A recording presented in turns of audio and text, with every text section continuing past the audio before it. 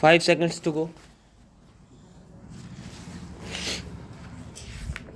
Sir, coming to the revenue receipts, I feel the railways can earn a seizable revenue if they tone up administration, cut down wasteful expenditure, repair wagons and coaches in time to increase their life span, which would save huge expenditure. Otherwise, these wagons and coaches would be disposed of as scrap iron.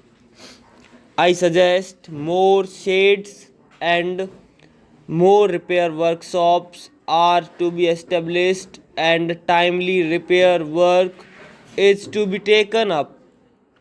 The railways should also control thousands of ticketless travelers, and revenue can also increase by checking damage to railway property, wagon breaking, and theft by antisocial elements, for which huge compensation is being paid by them.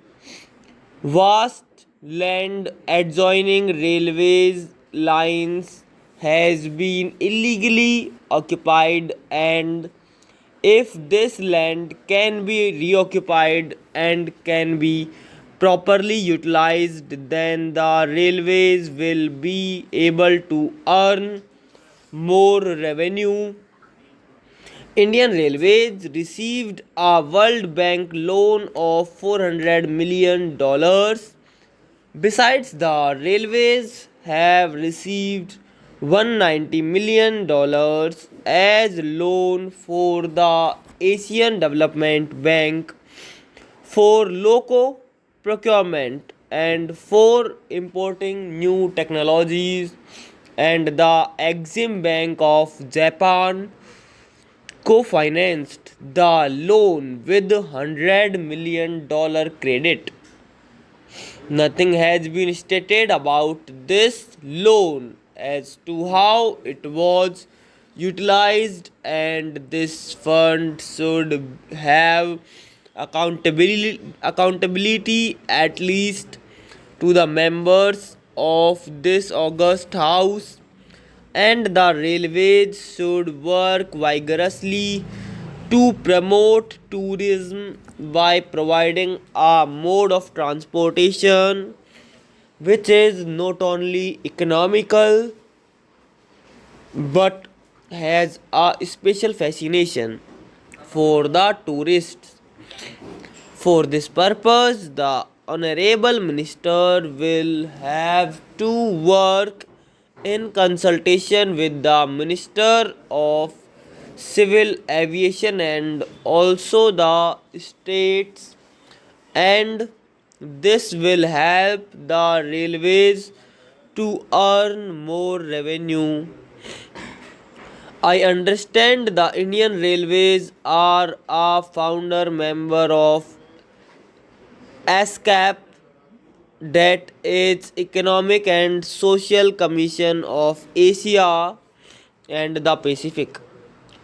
Since the Indian Railways enjoy international cooperation, I would like to know whether this relation has further improved so as to receive more funds from them for overall development of the railways and also for the technological upgradation, modernization of the railway system, and also whether any exchange program for technical assistance has been formulated, as this would considerably help the Indian Railways to improve the existing infrastructure, the technological upgradation of the network, upgradation of the communication network, and computer based freight operation system, and more computerization of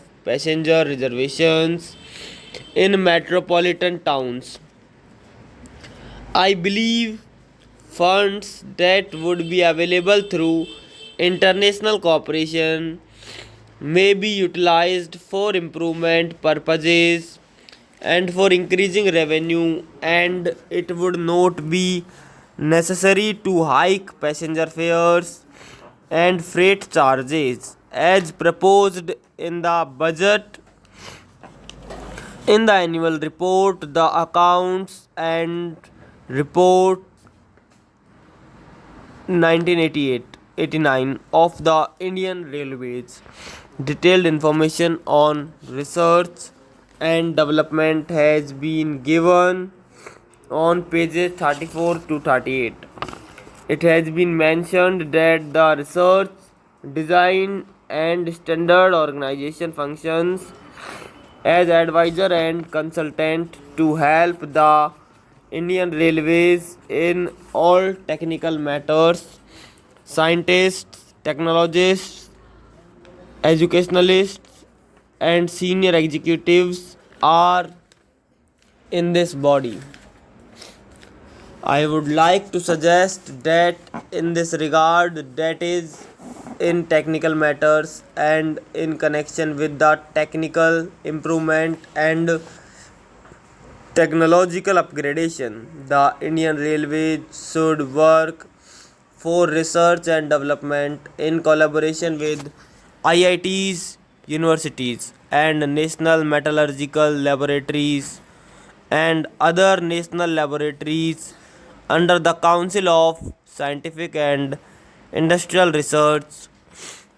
More research and development centers need be opened, for which there should be provision in the budget. It should provide funds for further technological developments.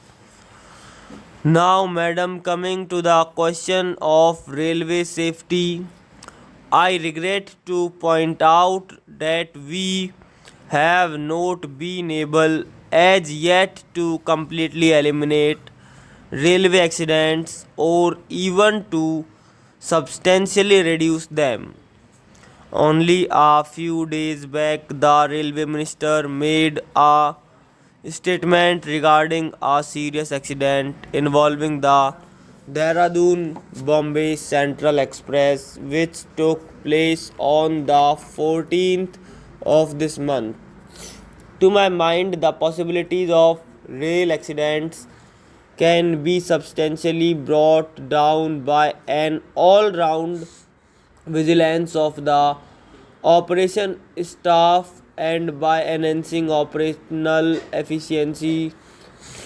I do not know if it is possible to evolve some sort of foolproof arrangement whereby a train moving on the line can receive back positive signal through ultrasonic system about the existence of another moving train from the opposite direction.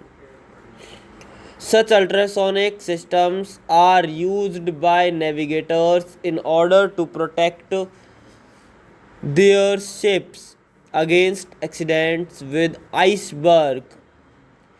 Can similar signaling system not be used in trains also so that accidents can be avoided? The Honorable Minister has mentioned about passenger amenities. At present, the long distance passengers, even in superfast trains, do not get reasonable comforts during their journey. Many unauthorized passengers from the intermediate stations, without any reservation, forcibly get into reserved compartments and disturb the bona fide passengers, and more often the railway staff are unable to provide any relief. This is very unfair and should be put an end to, especially now when there is a steep increase in the railway fares. The railway minister should look into the comforts of passengers. I would also like to mention that the passengers should get amenities like having pure drinking water, good food, and some entertainment. I have observed in foreign countries that there are film shows or some such entertainment for long distance passengers. I think there should be some arrangements for entertainment here also in the near future. I do not want to take much time off the house, and I think there should be some improvement in the railway catering service, and also some sort of relief must be there for the long distance passengers. Reservations should be properly done. While concluding, Madam, I would like to say that the railway staff should be given more amenities like housing, Medicare, and education so that they can live comfortably as they are rendering great service to the nation. With these words, Madam, I conclude and I thank you once again for giving me an opportunity to speak on this matter.